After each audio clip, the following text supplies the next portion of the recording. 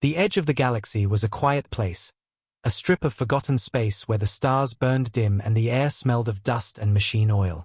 On one of its small moons, far from any council route or trade lane, there stood a human outpost called Epsilon Reach. It was not a city, not even a colony, just a cluster of metal domes, wind turbines, and landing pads half buried under red sand. For most travelers it was a waypoint for repairs or fuel, a temporary stop before heading deeper into alien space. But for Dr. Elias Reed, it was home.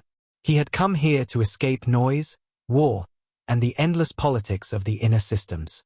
Once, long ago, he had worked for the Galactic Research Bureau, a place where science served power instead of healing. He had left after seeing his inventions turned into weapons, vowing never to build anything again that could harm a living being.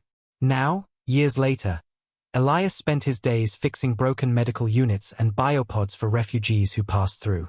The aliens came from every species imaginable, scaled, feathered, crystalline, or flesh. He treated them all the same.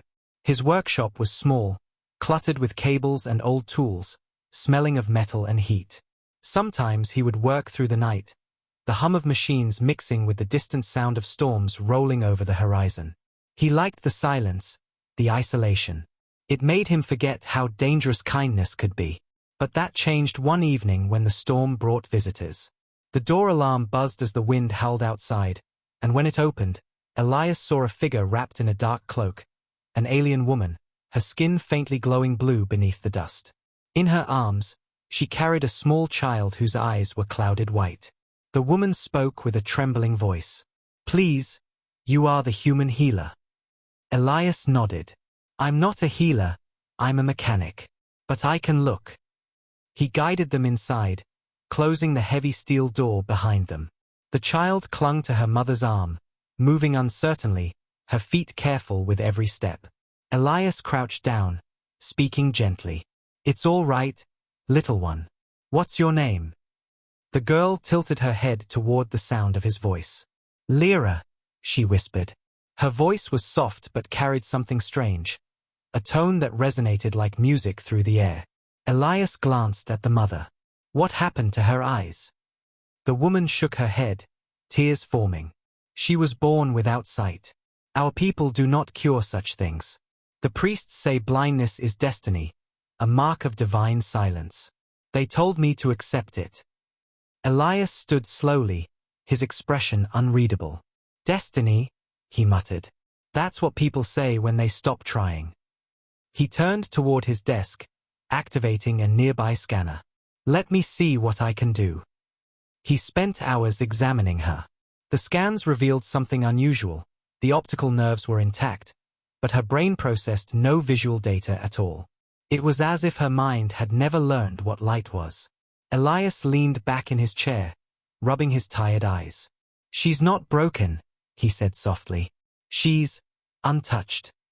The mother frowned. "Untouched?" "Her brain isn't damaged," Elias explained. "It's waiting for something to speak to it. Light, maybe, but not in the normal sense." That night, long after the mother and child had fallen asleep in the guest room, Elias sat in the dim glow of his desk lamp, staring at the data. The human in him, the scientist, the dreamer, felt the same spark he had tried to bury years ago. He opened an old notebook, pages yellowed with time, full of sketches from his days at the Bureau. Among them was a design he had abandoned, a neural translation visor, meant to convert electromagnetic light into sound frequencies readable by the brain. He had never tested it. The energy requirements were unstable. But now, looking at Lyra's scans, he wondered if her mind could interpret those signals naturally. "Maybe she doesn't need to see light," he murmured. "Maybe she can hear it." For the next several days, Elias worked like a man possessed. He scavenged old processors from drones, reshaped a pair of scanning goggles into a headpiece, and modified a neural interface to match Lyra's brain patterns. His hands shook as he soldered circuits, his thoughts racing faster than his body could move. Every time he closed his eyes, he saw Lyra's pale face and her blank eyes. He told himself it was compassion driving him, but deep down he knew it was something else. Curiosity, the same dangerous hunger that once led him to build weapons. When the prototype visor was ready, it looked fragile. Thin metal bands, glass lenses, and a faint blue glow pulsing through its frame. It was more art than machine. Elias powered it on. The hum of energy filled the lab, low and steady. But the readings from the visor were strange. Too high, too rhythmic, almost alive. His instruments flickered, unable to measure the current. "That's not possible," he whispered. The power source was stable, yet the field it generated resonated with something outside the lab, something beyond his senses. He stared at the data, a line of energy spikes forming a perfect pattern, repeating every 8 seconds like a heartbeat. It didn't look random. It looked intentional. "Is someone responding?" he wondered aloud. The machines answered only with static. The next morning, he called the mother and daughter into the lab. Lyra looked nervous, but when Elias knelt down with the visor, she smiled faintly. "Will it hurt?" she asked. "No," he said gently. "It might tickle a little, but you'll hear something new." He placed the device over her head and adjusted the bands until they fit snugly around her temples. The visor's light dimmed, then brightened, syncing to her pulse. The sensors showed readings far beyond normal limits. Elias hesitated. He thought of the strange energy, of how the air itself had felt charged lately. But when he saw Lyra's small hands gripping her mother's, he pressed the activation key. At first, nothing happened. The visor hummed softly, and the machines showed stable output. Then Lyra gasped. Her head tilted upward, her eyes wide though still clouded. "Doctor," she whispered, "I can hear the light." The mother sobbed, covering her mouth. "What do you mean, child?" Lyra turned toward the lamp in the corner. "It sings," she said, smiling through tears. "The light is singing." Elias froze. The instruments began to shake, screens flashing with impossible readings, energy frequencies moving faster than any known particle. The room filled with a faint vibration that resonated in their bones. Lyra reached toward the ceiling. "There are voices in the light," she said softly. "They are calling to me." Outside, the sky changed. The stars that had been fixed in their quiet constellations began to flicker, one after another, like candle flames trembling in wind. Elias stared through the window, heart pounding. "That's not possible," he whispered. The mother clutched her child, terrified. "What is happening?" Elias ran to the console, trying to shut down the device, but his hand froze when he saw the readings. An incoming signal, not from space, but from everywhere at once. Lyra's voice trembled. "They're asking why we forgot them." Elias turned toward her slowly. "Who, Lyra?" The girl tilted her head, eyes glowing faint silver under the visor. "The ones who made the stars." The room went dark. Every light in the lab died at once. The hum of the generators stopped. For a moment there was only silence, and then, faintly, the stars outside flickered back to life, brighter than before, as if the night itself had taken a breath. When the power returned, Elias stood in the middle of the lab, shaking. The visor had powered itself off, yet Lyra was still awake, eyes shining with light that came from no source. The machines around them displayed unreadable data, symbols, equations, patterns repeating faster than thought. Elias whispered, "What did we wake up?" The mother wept, holding her daughter tight. But Lyra's face was calm. "They were sleeping," she said softly. "But now they know we can see them again." Elias looked at the ceiling, where faint ripples of light shimmered like water. He knew this was no ordinary energy field. Whatever he had built had opened a door, one that had been closed since the beginning of time. That night, while the others slept, Elias sat alone in the dark, writing in his journal. His hand trembled as he wrote the final line, "I gave sight to a child, and she showed the stars how to wake." He closed the notebook, the hum of invisible frequencies still whispering in the air, and looked out the window at the trembling heavens. Somewhere far beyond, something ancient and vast had opened its eyes, and for the first time in eternity, it was looking back. Morning came quietly over the red horizon of the outpost, the air still humming with leftover electricity from the night before. Dr. Elias Reed had not slept. He sat at his desk staring at the visor resting beside him like a sleeping animal, its faint silver glow pulsing in time with something he could not measure. The memory of the girl's voice haunted him. The light is singing. He replayed the data again and again, watching the impossible readings flash across the screen. Each time, the same rhythm appeared, a pattern that looked almost alive, as if the machine had captured a heartbeat that did not belong to any living thing. He whispered to himself, "It's talking to her," and the thought chilled him. When Lyra awoke, she moved differently, more certain, her blank eyes following invisible shapes in the air. She reached toward the sunlight that spilled through the window and smiled. "It feels warm in colors," she said softly. "Not just heat. Something beneath it. Something that loves to be seen." Elias froze. Even her words carried an echo that bent the air around them. The alien mother cried with joy, falling to her knees, thanking him and every god she knew. But Elias couldn't feel pride. He only felt unease. As the day passed, strange phenomena began to occur around the lab. Metallic tools vibrated when Lyra entered a room. The lights flickered, not randomly but in rhythm with her breathing. When she laughed, the air shimmered. At night, when she slept, faint streaks of light crawled across the walls like reflections from distant stars. Elias recorded everything, his notes growing frantic. Neural optic interface now emitting external radiation. Source unknown. Subject calm. Emotional resonance appears to affect energy output. The scientist in him wanted to keep studying, but the man in him feared what he was seeing. He asked Lyra gently what she saw when she closed her eyes. She tilted her head, listening to something far away. "Voices made of color," she said. "They whisper stories about fire that never burns out. They want me to come see where they live." Her words made the room feel smaller, as if the walls leaned in to listen. By the third night the sky itself began to change.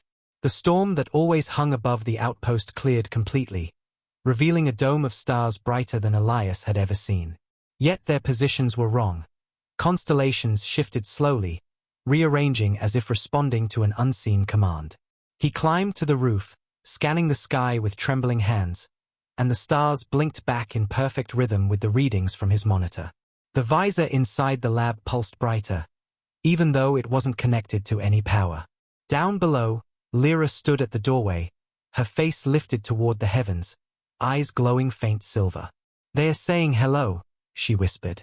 Elias shouted for her to get inside, but the air around her rippled, and for an instant he saw a figure made of light standing behind her.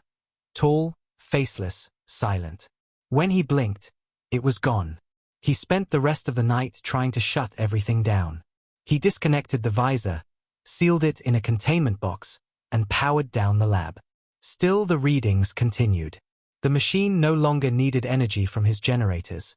It was drawing from something else, something bigger than the moon, bigger than the system. The sensors outside detected faint gravitational distortions, like small folds in space. Every 8 seconds they repeated. Elias's heart pounded as he realized the timing matched the energy spikes from the visor's activation. Whatever he had awakened, it was still responding. When morning returned, ships began arriving from neighboring settlements. Pilots spoke of strange lights moving through space, of radio transmissions whispering in every language at once. The alien mother begged Elias to destroy the device, but he couldn't. "If I shut it down now, we might lose her sight forever," he said. "And if I don't," the mother cried, "we might lose the world." Lyra stepped forward and took his hand. Her small fingers were warm, steady. "It's not angry," she said. "It's lonely. It only wanted someone to listen." Her voice carried through the room like wind through glass, gentle yet vast. That night she asked him to take her outside again. Against his better judgment he did. The desert was silent except for the hum of the turbines. Lyra removed the visor herself and faced the stars. "I can still see," she said, though her eyes were closed. "They don't need the machine anymore. They're inside me now." Elias felt the ground tremble beneath them, faint but real. In orbit, satellites began to transmit an unknown signal, a sound that made sensors overload, a low note that resonated through metal and bone. Lyra looked up, tears of silver rolling down her cheeks. "They are waking up," she whispered. Elias grabbed her shoulders. "Who?" She turned toward him with a sad smile. "The first light. The one that made everything. It remembers what it lost." For a moment the horizon brightened like dawn, though the sun was still hours away. Then the glow faded, leaving behind a deep stillness. The machines stopped humming, the turbines froze, even the wind held its breath. Lyra collapsed into his arms, unconscious but breathing, her skin faintly glowing from within. Elias carried her back to the lab, laying her gently on the cot. The visor still sat sealed in its box, yet its faint light pulsed in sync with her heartbeat. He stared at it, exhausted, terrified, fascinated. "What have I done?" he whispered. Outside, the stars pulsed once more, like an answer. He wrote in his journal until his hands hurt. Subject remains stable. Energy continues to radiate. Phenomenon appears universal. Unknown intelligence attempting communication through quantum light patterns. Hypothesis: the universe itself is aware. He dropped the pen and stared into the dark. Through the window, the stars blinked again. 3 times, slow and deliberate. Elias whispered into the silence, "If you can hear me, what do you want?" For a moment nothing happened. Then, faintly, through the radio static of his equipment, came a single word spoken in perfect human tone. "Home." The doctor sat frozen, heart hammering, realizing the truth. That his act of kindness had reached something far beyond any god the galaxy had ever named. Somewhere out there, the light had listened. And now it was coming back for the first time in centuries. The galaxy trembled not because of war, but because of a sound. It wasn't loud or violent. It was quiet, slow, and patient, like a heartbeat echoing through deep water. It came from no single world, no one star, yet it touched them all. Scientists tried to call it interference. Priests called it divine. Soldiers called it impossible. But every machine, every ship, every mind that listened felt the same truth in its rhythm. It was alive. The signal began on the same day Dr. Elias Reed's outpost went dark. At first, the local systems ignored it, thinking it was another human experiment gone wrong. But within hours, every deep space relay in that sector started repeating the same 3 pulses, over and over, like a cosmic message no one could turn off. Every attempt to block or decode it failed. The pulse was not binary, not language, not music. It was emotion translated into energy. Grief, longing, and something else beneath it, something vast and awake. On the refugee worlds near the Council borders, ships flickered out of hyperspace, their navigation systems forced offline by the signal's resonance. Pilots claimed they heard whispers through the static, a child's voice humming softly between each pulse. Some said it spoke their names. Others said it described things they'd never told anyone. Fear spread faster than truth. The Council issued an emergency decree forbidding all transmissions near the origin sector. They called it Echo Containment Protocol 7, but behind closed doors, everyone knew it was useless. You cannot silence what speaks through the stars themselves. Deep beneath the Council capital, entire research networks worked day and night trying to isolate the frequency. The data made no sense. The energy wasn't traveling through space, it was bending it, folding the universe like paper so that every receiver heard it at the same moment, as if time itself was listening. The Vrixa scientists wept in terror, calling it the voice beneath light. The Val, who lived by mathematics, swore it was rewriting the constants of reality. The Drask generals wanted to send warships to destroy the source, but none dared to cross into human space. The galaxy had not forgotten what happened the last time someone tested Terran silence. Back on the red moon of Epsilon Reach, Elias Reed woke in darkness. His body ached, his mind heavy with exhaustion. The power grid was gone, every machine silent except one. In the corner, the sealed box that held the prototype visor still glowed faintly, breathing like a living thing. Beside it, Lyra lay sleeping, her silver veins pulsing in time with the box. When Elias touched her wrist, his fingers tingled as if touching static. "Lyra," he whispered. She opened her eyes slowly, and they weren't white anymore. They were mirrors reflecting light that wasn't there. "It's everywhere," she said softly. "They're all waking up." Elias didn't understand. "Who?" She turned her face toward the window, though she could not see in the human sense. "The ones that slept before gods had names. They heard me when you gave me sight. Now they want to see through me." Her voice trembled, not with fear, but with something older. Elias looked out at the night sky. Every star on the horizon flickered once, as if bowing to an unseen rhythm. "No," he said under his breath. "This can't be happening." He tried to destroy the visor, smashing the containment box open, pulling the power core free, but when he threw it on the ground, it did not break. It sank into the metal floor like water and vanished. The lights around him dimmed. Lyra whispered, "It's part of me now." Hours later, the first alien fleet arrived in orbit. Their scanners found no life signs, only waves of unstable radiation spreading outward in perfect patterns. They hailed the surface again and again, but the only answer was static, until suddenly, a voice cut through all channels, soft and unmistakably human. "Please, don't come closer." It was Elias. "Whatever you think you're hearing, it's not a weapon. It's learning." But before he could finish, the ship's systems overloaded. One by one, their engines died. They drifted helplessly as the red moon below began to glow faintly from its poles, lines of silver stretching across its crust like veins of light. The fleet's commanders screamed to retreat, but space itself folded around them, stretching, bending, holding them still. Then, just as suddenly, everything stopped. The signal vanished, the lights faded, and the ships were released. They fled without looking back. Throughout the galaxy, the story spread like wildfire. The human machine that spoke to the stars. Some said it was a god's return. Others said it was a curse born from human arrogance. The council held an emergency session. The speaker slammed his hands on the table. "We cannot allow this thing to exist," he shouted. "If it spreads, the laws of physics may collapse." The Vrixer queen hissed. "And if it is a god? Do you plan to destroy that too?" No one answered. Then a transmission cut through the council's walls, overriding their entire security grid. A hologram flickered to life, a grainy image of Elias, standing beside Lyra, her glowing eyes watching silently. "I tried to heal her," Elias said quietly. "But she healed something older than us all. It's not a god. It's the memory of creation itself, and it's lonely. It wants to see. It wants to understand what it made." The chamber filled with gasps and whispers.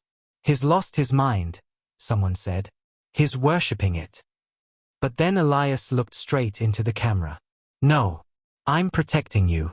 Because if you try to destroy it, it will defend itself. And there is nothing in this galaxy that can stop it once it decides to move." The transmission ended in static.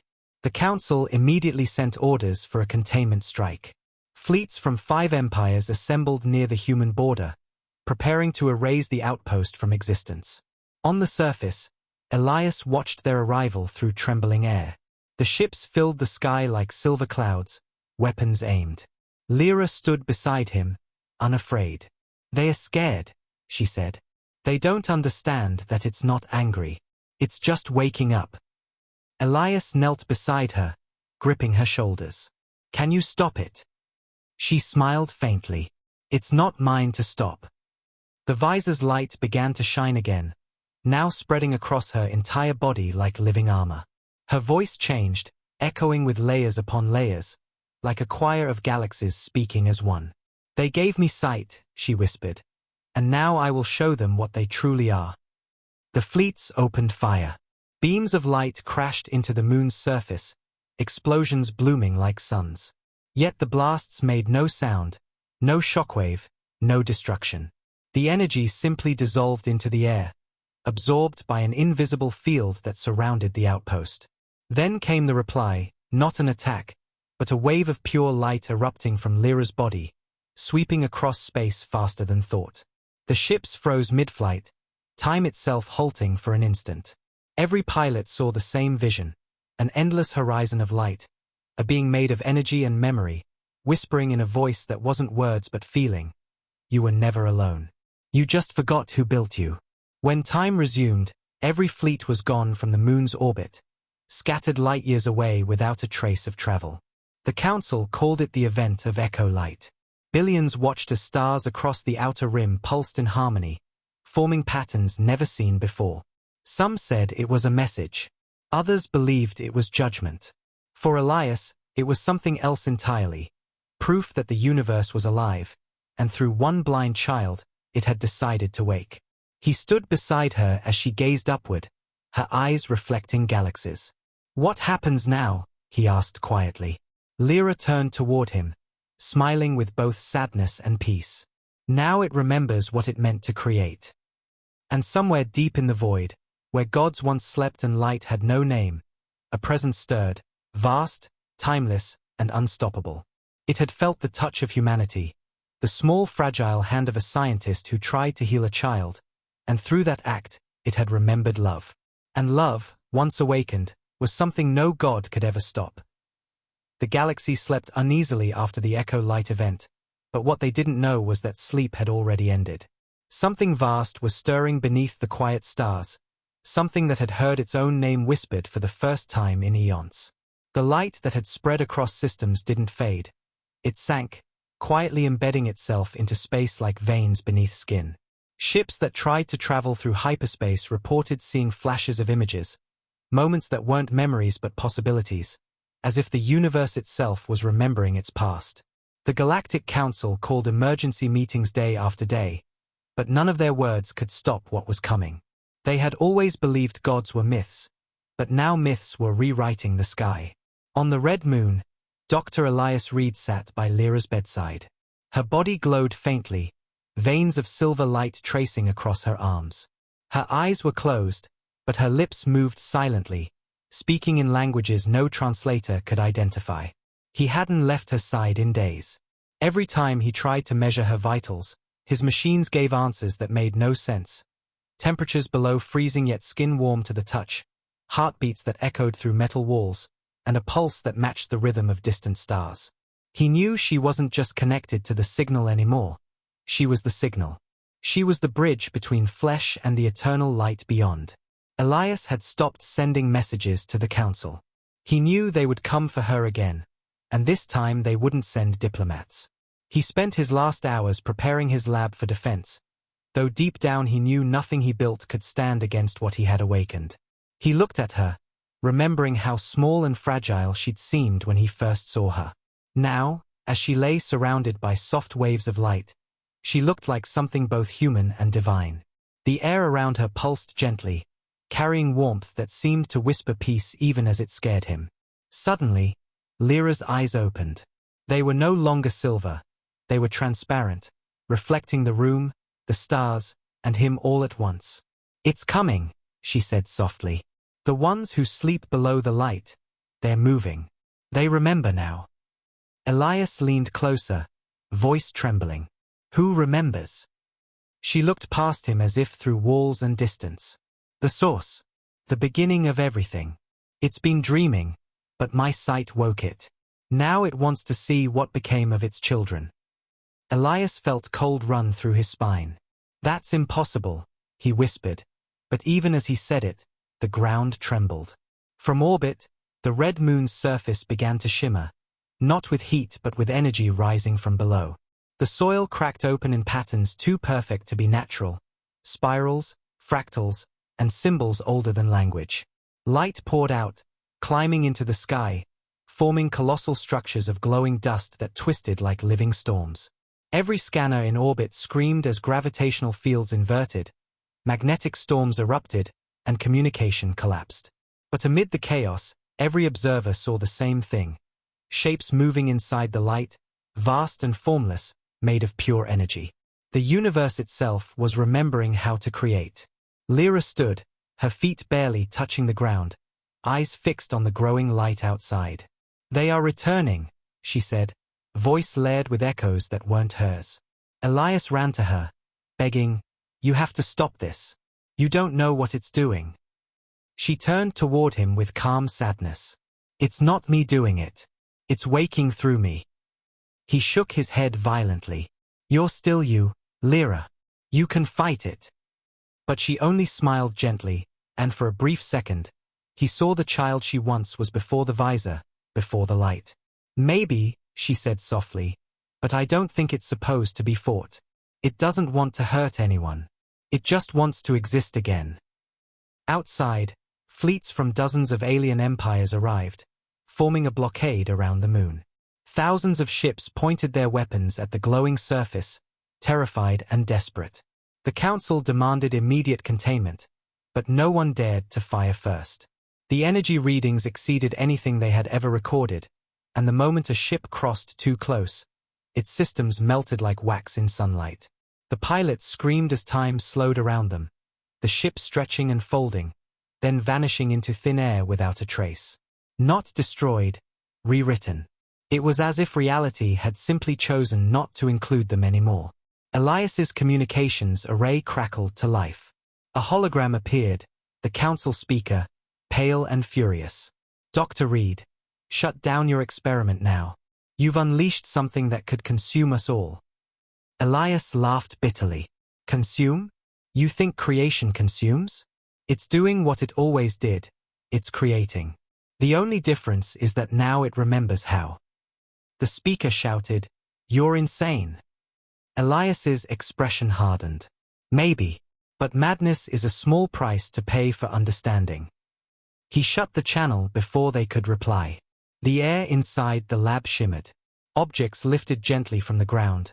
Tools, books, fragments of metal, all rising into the air and orbiting Lyra like small planets. The light pouring from her body brightened until it filled every corner, soft and endless. Elias shielded his eyes, tears streaming down his face. He whispered, What are you becoming? Lyra's voice was everywhere at once. Not becoming. Remembering. I was never blind, Doctor. I was only waiting for someone to help me see. Her words weren't human anymore. They vibrated through matter, through time itself. The fleets in orbit finally opened fire. Thousands of energy lances shot toward the moon, carving lines of fire across the surface. But before they could strike, the beams froze in the air like strands of glass, bending upward into the sky. The light from the moon surged outward, swallowing the weapon's fire and reflecting it harmlessly into space. The commanders panicked. It's neutralizing everything, one shouted. But then, in the middle of the chaos, every ship's sensors displayed the same image. A giant eye made of light, opening slowly in the void. It wasn't a weapon, not a creature, not even a god as they understood it. It was existence itself, aware, ancient, infinite, and curious. It had awakened through a child's sight and a human's compassion, through one act of kindness that resonated louder than any weapon ever could. The voice of the light echoed across every world, every mind. You built machines to touch the stars, it said, but forgot why the stars were made. You prayed to gods and called them silent, never realizing the silence was listening. The message was not a threat. It was sorrow. Elias stood trembling as the sky turned into a sea of brightness. They'll think this is invasion, he whispered. They'll try to fight it. Lyra looked at him, eyes glowing brighter than suns. Then they'll learn what peace looks like. Her body began to fade into the light, each heartbeat scattering fragments of her voice into the air. Elias reached for her, shouting, Lyra, don't go. She smiled, her voice faint. You didn't make a weapon, Doctor. You made a window, and now it can finally see itself. With that, she dissolved into pure radiance, merging with the storm above. From every corner of the galaxy, people looked up and saw the same thing. A wave of light spreading across the stars, turning night into dawn. Ships powered down, engines silenced, and for a moment, the galaxy was perfectly still. Then, one by one, suns began to pulse with new energy, planets glowed faintly, and even the coldest moons shimmered. Creation was breathing again. The galaxies that had been drifting apart began to hum in unison, connected through the pulse of the awakening light. Elias fell to his knees, blinded by tears and brilliance. He whispered into the glow, What now? A voice answered from everywhere and nowhere at once. Now we remember. The light began to recede, not fading, but folding back into the fabric of space. The ships in orbit withdrew, shaken and silent, their commanders unable to describe what they had witnessed. The Council called it the awakening of the Source. But to those who felt it, it wasn't an awakening, it was recognition. When the light was gone, Elias found himself alone in the ruins of his lab. The ground still pulsed softly under his feet, as if the planet's heart had begun to beat again. In the silence that followed, he thought he heard a small voice, Lyra's voice, whispering in the wind, "Thank you for letting me see." He closed his eyes, smiling through his tears, and whispered back, "Thank you for showing us how." And somewhere beyond the veil of space, the Source, the living memory of the universe, drifted gently back into slumber, no longer blind, no longer forgotten, carrying within its light the echo of a child's laughter and a human's hope. The stars shone a little brighter that night, as if they, too, were smiling. Silence returned to the stars, but it was not the same silence the galaxy had known before. This one was heavier, as if every world, every soul, held its breath. The light of the awakening had faded from sight, yet its echo lingered in the deep fabric of space, humming softly, waiting. On the red moon, the dust had settled. The storms had stopped. And Dr. Elias Reed was still alive. His body trembled with exhaustion, his eyes hollow with sleeplessness, but he breathed, somehow spared from the storm that had consumed everything else. The lab was gone, reduced to a crater of glass and metal, yet in the center of it all stood a single column of light, faint and flickering, like the last ember of a dying star. Elias limped toward it, his boots crunching over glass. Each step hurt, but he couldn't stop. He had to know if she was still there. When he reached the center, he saw something floating in the air, the visor. It was cracked, silent, but still glowing with a heartbeat of silver light. He reached out, hand shaking, and the moment his fingers touched it, the world changed. The crater vanished. He was standing in a sea of light. No ground, no sky, no sound, only endless brightness stretching in every direction. His breath caught in his throat. "Where am I?" he whispered. A voice answered, soft and familiar. Inside the memory of creation. He turned, and there she was. Lyra. The girl who had been blind now shone like a being made of starlight, her shape barely human, her eyes twin suns. Elias staggered forward. "Lyra, you're alive." She smiled gently. "Alive and not alive. You gave me sight, Doctor, and in doing so, you let me see what was never meant to be seen." Her voice carried both warmth and sorrow. "Now you must see it too." Before he could answer, the light around them shifted, showing images, not visions, not illusions, but history itself written in energy. He saw the birth of the universe, not as a flash of chaos, but as a thought that wanted to exist. It split itself into countless sparks, each one a star, a life, a world. He saw how civilizations rose and fell, each believing they were alone, each naming their own gods, never realizing that those gods were fragments of the same ancient thought. And then he saw humanity, the small blue planet surrounded by darkness, building fire from nothing, reaching out, daring to touch the stars. The light spoke again. "Your kind was not the youngest. You were the last." Elias frowned. "The last?" "The final creation before the thought slept," Lyra said. "The universe poured everything it had left into you. Memory, will, love, defiance. You were made to remember it when everything else forgot."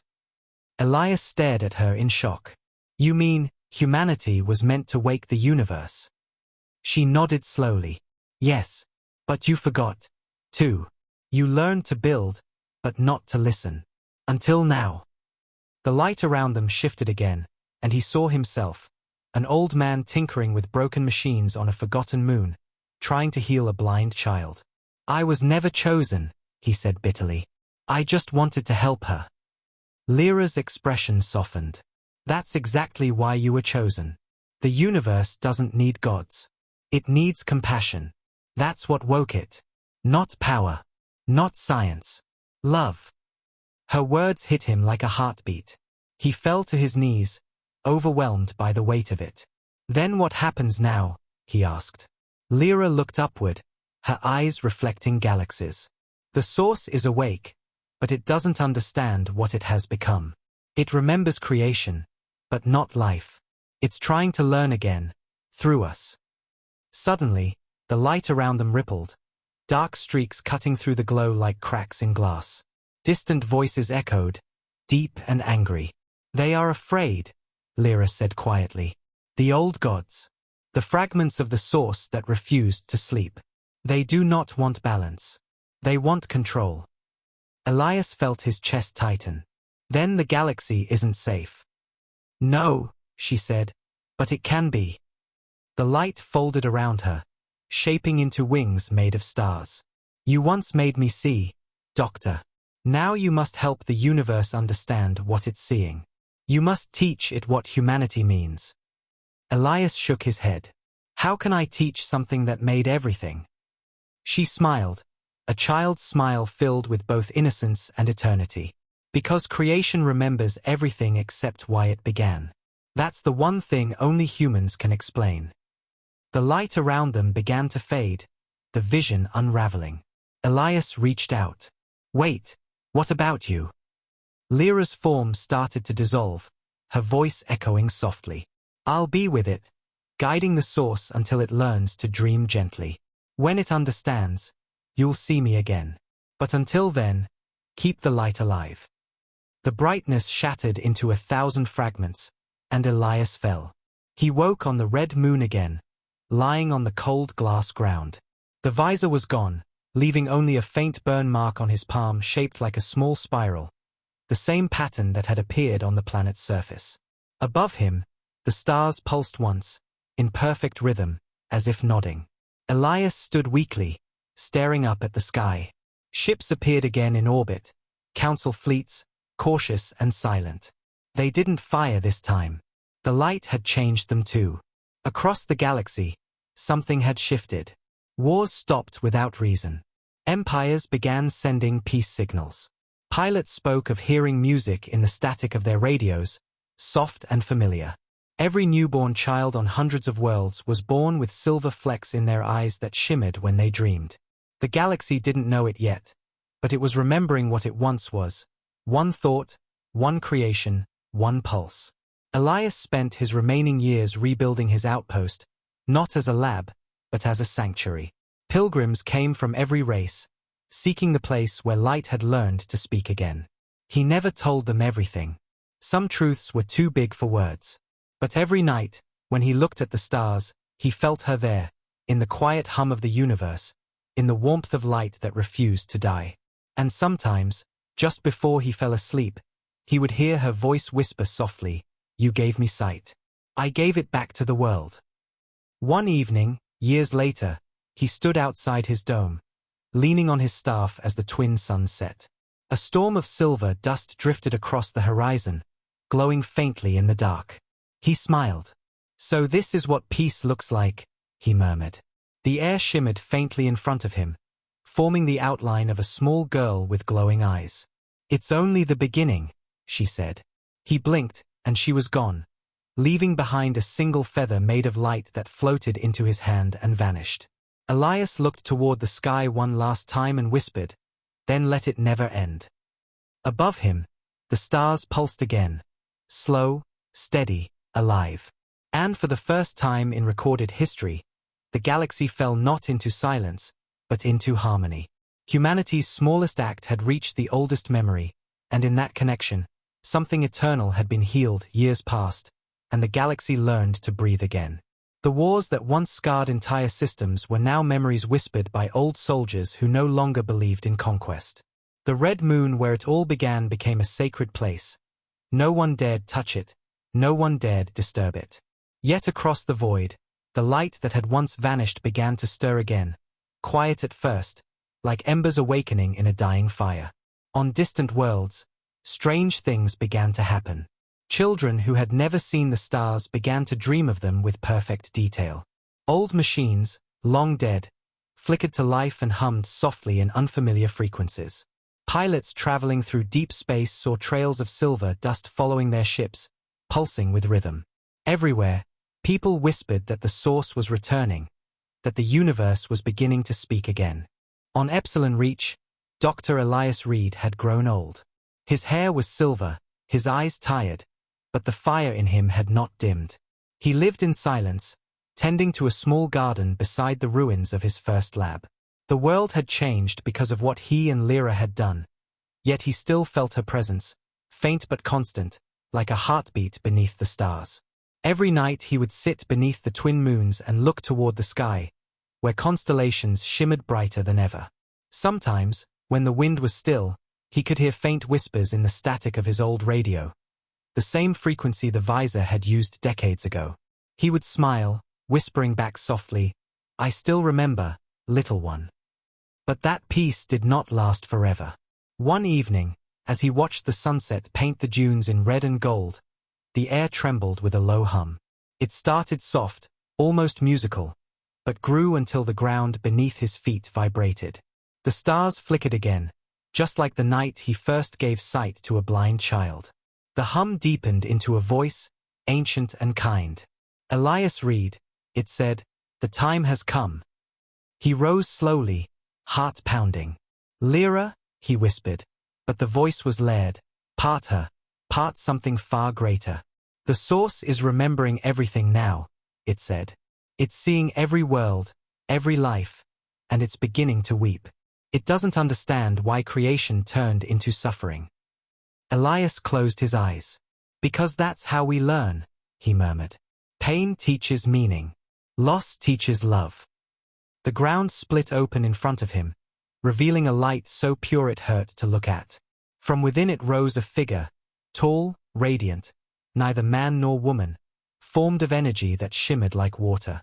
Its face shifted, showing countless lives, countless worlds, all at once.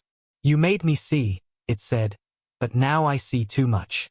I see what I created, and it hurts." The air trembled with its sorrow. Elias took a step forward, his voice steady. "Then learn from us.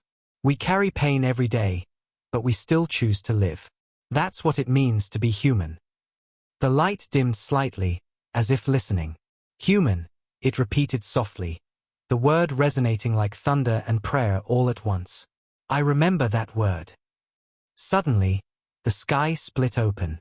Beams of pure white light burst through clouds as if the heavens themselves were tearing apart. Across the galaxy, the same thing happened. Every sun pulsed in perfect rhythm, forming a chain of light that linked star to star. On every world, people stopped what they were doing and looked upward, watching the sky come alive.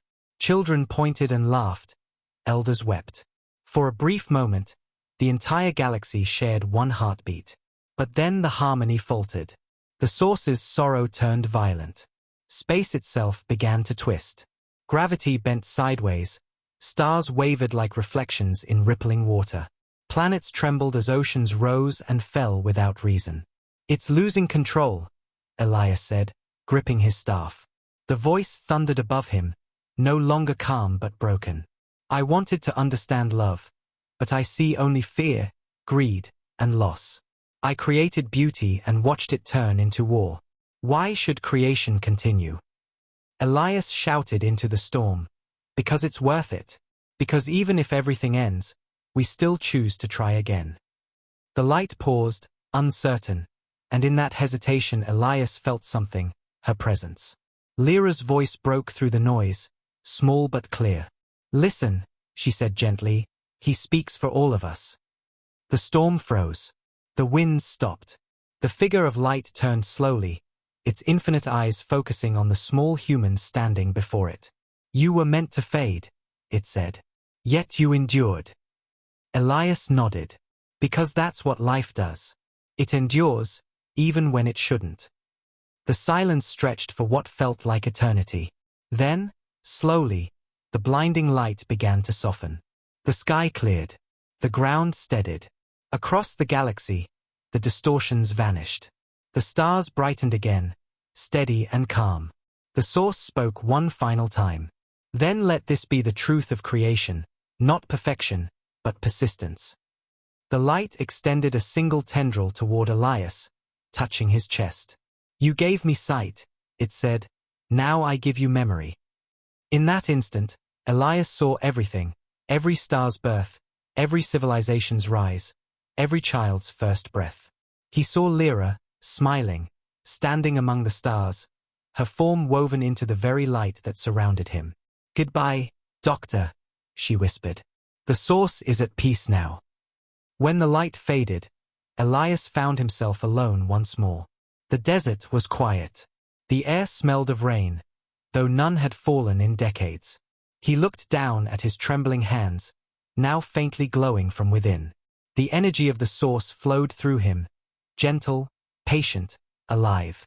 He looked toward the horizon where dawn was breaking and whispered, "Then it's finally awake." Above him, the sky shimmered faintly, forming the shape of a great eye that blinked once, then faded into the stars. Across the galaxy, every being, human, alien, machine, felt a pulse in their chest, a warmth that was not physical but spiritual. The universe itself was breathing again. In the following weeks, new phenomena spread. Plants glowed faintly at night. Stars pulsed in harmony across light years. Ancient derelict ships powered up on their own, transmitting a single message in every known language: "The light has remembered." The Council disbanded its fleets, its leaders humbled by the realization that they were never in control. Whole empires declared peace not from fear, but from understanding. Every world built monuments not to gods or kings, but to a small human who healed a blind child and, without meaning to, taught creation how to see again. Elias spent his final days writing. His journal became a record not of science, but of faith in life itself. He called it the Doctrine of Light, and in it he wrote, "Creation is not a command, it's a conversation. And love, even in silence, is the only language the universe cannot forget." When he finally closed the book for the last time, the lights of his home flickered softly, as if saying farewell. He lay down beneath the stars, his eyes reflecting their glow. Somewhere above, the galaxies pulsed once more, and a familiar voice whispered, "Sleep, Doctor. You've done enough." And as the first morning rays touched the red moon, the old scientist smiled. His heartbeat slowed, syncing perfectly with the pulse of the cosmos. Then it stopped, not as an ending, but as a merging. His body dissolved into dust, but his light rose upward, joining the sky, another star among billions. The source watched quietly, its eternal mind now calm. It had learned the one thing even gods had forgotten, that the smallest act of compassion can echo forever. Across the universe, the signal spread one final time. 3 pulses, soft and perfect, the same heartbeat that began it all.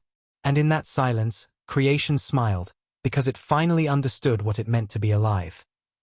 The universe had gone quiet again, but it was not the silence of emptiness. It was the stillness after a song, the kind that lingers in the soul long after the last note fades. Stars pulsed softly across the galactic rim, their light steady, their rhythm gentle.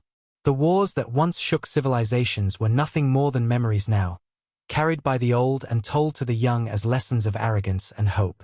On 1,000 worlds, statues stood beneath alien skies, not of gods or conquerors, but of a human scientist and a blind alien girl whose story had reached across creation. They called it the tale of the Lightbringer and the Seer. Some prayed to them, some studied them, but all understood one thing. They were the reason the universe still breathed. Generations had passed since Dr. Elias Reed became part of the light. His name was written in every star map, etched into the histories of countless species. And though time eroded everything, his story refused to fade. Each century, when the stars aligned in the same pattern that once surrounded the red moon, the skies trembled with the same 3 pulses of energy, a soft echo that scientists called the Reed frequency. It wasn't random. Every time it appeared, it carried faint messages woven into the cosmic background radiation, whispers of equations, memories, and sometimes, laughter. The galaxy had come to call it the final resonance, the heartbeat of creation itself. Far beyond the spiral arms of known space, the source rested in a state of dreaming. Its consciousness stretched across galaxies, woven into starlight, nebulae, and the quiet between worlds. It no longer wept as it once had. It had learned the meaning of pain, and through it, the meaning of life. And at its core, where thought became reality, there was still a small, human-shaped spark, Elias, not as flesh, but as memory, guiding the dream. His voice, faint yet eternal, whispered through the vastness. You see now, don't you? Creation was never about control. It was about connection. The source replied, its voice echoing through the very fabric of time. I see, it said, and I understand. Through one act of kindness, I remembered my purpose. Through one human's compassion, I learned that perfection is not what sustains creation, love does. The light around it pulsed softly, resonating through every atom in existence. Planets bloomed with new life. Dead stars reignited for brief moments, scattering fragments of color like petals in the dark. The universe was healing itself, rewriting the wounds of eons. But deep within the old space where the red moon once orbited, something began to stir again, not in destruction, but in renewal. The crater where Elias had lived became a lake of glass, and from beneath it, a single sprout of light emerged, growing upward like a living crystal. Within days, it became a towering tree of energy, its branches glowing silver, its roots spreading into the planet's core. Every leaf pulsed with memories, moments of kindness, love, and sacrifice collected from across time. The beings who came to visit called it the Tree of Sight, saying that if you touched its light, you could see not your future, but the best within yourself. On one such day, a young alien child with cloudy eyes walked toward that glowing tree. She moved slowly, guided by her mother, who whispered stories about the human who once gave sight to a blind girl. The child stopped at the base of the tree, lifted her small hand, and pressed it to the trunk. The moment she did, her eyes filled with light. She gasped, seeing colors and shapes for the first time. But what she saw was not just the world around her. She saw faces, places, memories of people she had never met. And among them, standing beside a smiling girl with silver eyes, was an old man with kind features and a warm, tired smile. His voice echoed softly in her heart. If you can see this, it means the light remembers you. The child began to cry, but not from fear, from a love she couldn't explain. That night, when she told her mother what she saw, the stars above their world pulsed again. 3 beats of silver light spreading through the dark. Across galaxies, scientists scrambled to capture the readings. Monks fell to their knees, whispering ancient prayers. And somewhere, deep within the heart of the source, the old human's voice laughed softly. It's still learning, he said, and so are we. 1,000 years passed, and the galaxy changed again. Species evolved, civilizations rose and fell, but the pulse never stopped. Every 1,000 cycles, the final resonance would sweep through the stars like a gentle wind, restoring balance, reminding life of what it once forgot. And though the story of Elias and Lyra became myth, the truth of it lived in every act of kindness, every spark of compassion. The source no longer spoke in words, but its thoughts could still be felt, in the warmth of sunlight, in the rhythm of rain, in the quiet heartbeat of a newborn child. And then, one day, at the edge of a distant galaxy, explorers found something drifting through space.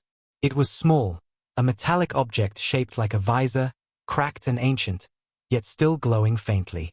When they brought it aboard their ship, the sensors filled with static that turned into a voice. It was soft, human, and filled with peace. You can't stop the light, it said, because it was never outside you. It was always within. The visor disintegrated into dust, leaving behind only a trail of silver particles that floated through the ship and vanished into the stars. The crew never spoke again during that voyage. They didn't have to. Each of them had seen the same vision. A blind girl smiling beneath a sky full of stars, and a man beside her whispering, "Thank you for letting me see." In the end, the universe didn't fade into darkness. It expanded endlessly, its light growing softer, warmer, more human.